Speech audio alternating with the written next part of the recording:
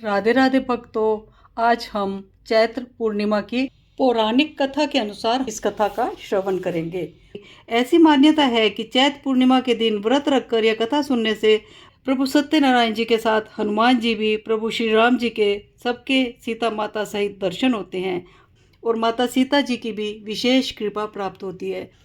एक नगर में एक सेठ सेठानी रहा करते थे।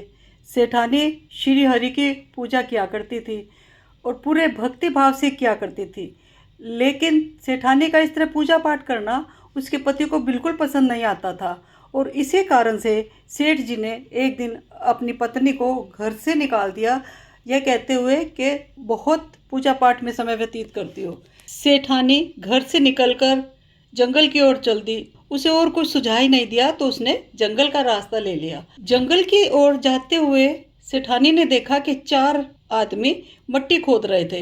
तो सेठानी ने उन लोगों को कहा, आप लोग मुझे नौकरी पर रख लो।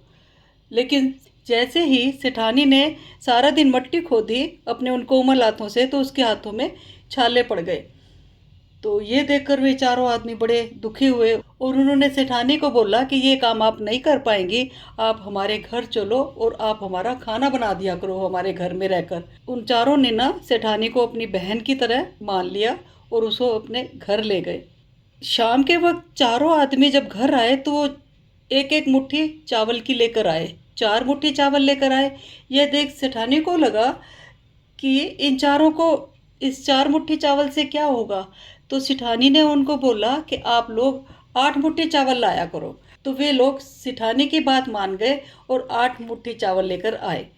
इन चावलों को सेठानी ने भोजन की तरह पकाया और भगवान विष्णु को भोग लगाकर सभी आदमियों को परोस दिया। इस बार जब उन चारों ने भोजन किया तो वह भोजन उन्हें बहुत ही स्वादिष्ट लगा। वैसे तो वो लोग कच्चे चावल ही खा जाया करते थे, लेकिन अब पका हुआ भोजन मिला और भगवान को भोग लगा हुआ भोजन मिला तो उन्हें बहुत स्वादिष्ट लगा और उन्होंने सेठानी के खाने की बहुत तारीफ की और इसका राज पूछा सेठानी से कि खाना इतना स्वादिष्ट कैसे बना है। तो सेठानी ने कहा, यह खाना भगवान विष्णु का प्रसाद बन गया है, इसीलिए आपको ये इतना स्वादिष्ट लगा। दूसरी तरफ सेठानी के घर से निकल जाने के बाद सेठ के घर में गरीबी आ गई और वो भूखा मरने लगा घर में। सेठ के सारे काम खत्म हो गए, सारे उसके नौकर काम छोड़कर चले गए और उसके घर में गरीबी का राज्य हो गया। तो आसपास के लोग उसको ताना मारने लगे कि अपनी पत्नी की वजह से ही तू भोजन करता था और तूने उसे निकाल कर देख कितना बुरा किया है। अब तुम्हारे भूखों मरने की नौबत आ गई है, भूखा प्यासा भटक रहा है। लोगों की बातें सुनकर सेठ सेठानी को जंगल में देखने के लिए चल पड़ा कि मैं अपनी सेठानी को ढूंढ कर लाऊंगा। रास्ते में उसे वही 4 आदमी मिट्टी खोदते हुए मिले। तो सेठ ने उन्हें कहा कि मुझे किसी काम पर रख लो। तो उन चारों आदमियों ने सेठ जी को काम पर रख लिया, लेकिन सेठानी की तरह ही मिट्टी खोदने से सेठ के हाथों में भी छाले पड़ गए। ये देखकर उन्होंने सेठ को भी अपने घर काम करने के लिए सलाह दी और सेठ से बोले, तुम हमारे घर पर काम कर दिया करो। उनकी बात मानकर सेठ घर चला गया। घर पहुंचकर सेठ ने सेठानी को पहचान लिया, लेकिन सेठानी घूंघट ओढ़े हुए थी, तो इस कारण वो सेठ को नहीं पहचान पाई।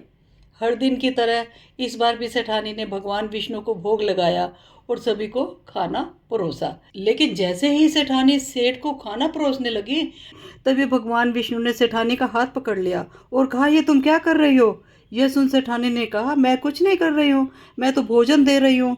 तब चारों भाइयों ने सेठानी से कहा कि तुम किससे बातें कर रही हो।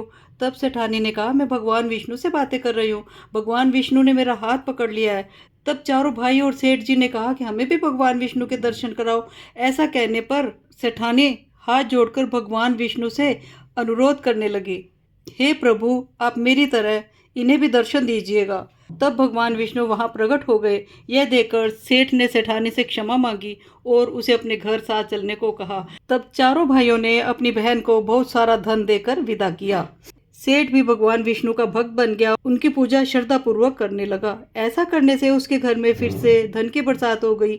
ऐसी मान्यता है कि चैत्र पूर्णिमा के दिन व्रत रखकर यह कथा सुनने से प्रभु सत्यनारायण जी के साथ हनुमान जी, प्रभु श्री राम और माता सीता जी की भी विशेष कृपा प्राप्त होती है। भगवान विष्णु की जय।